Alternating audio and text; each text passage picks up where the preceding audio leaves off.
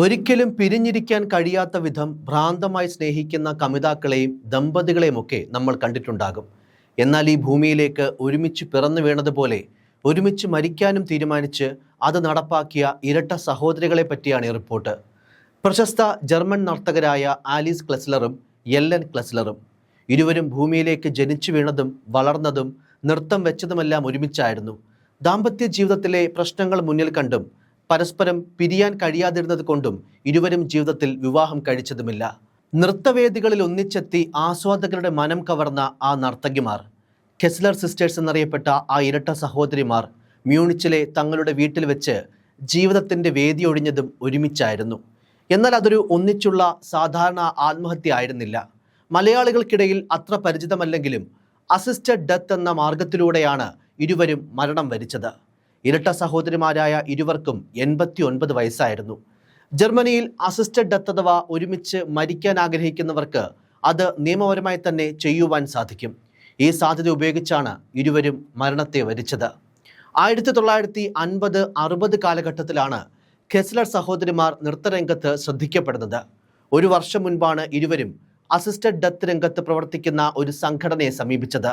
തങ്ങൾക്ക് ഒരു പ്രത്യേക തീയതിയിൽ തന്നെ ഒരുമിച്ച് മരിക്കണമെന്നാണ് ഇരുവരും ആവശ്യപ്പെട്ടതെന്ന് DGHS എന്ന സംഘടനയുടെ വക്താവ് വേഗ വെറ്റ്സൽ പറയുന്നു.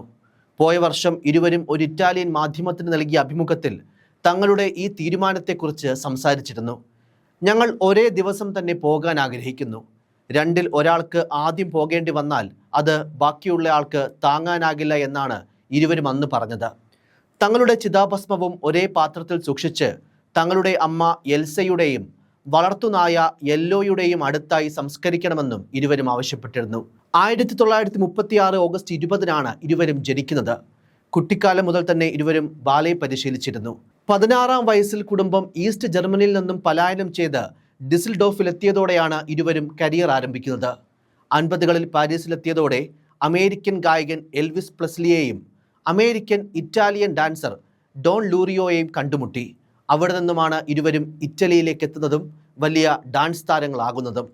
സത്യത്തിൽ ജർമ്മനിയുടെയും ഇറ്റലിയുടെയും കൾച്ചർ ഐക്കണുകളാണ് ഈ ഇരട്ട നർത്തകിമാർ.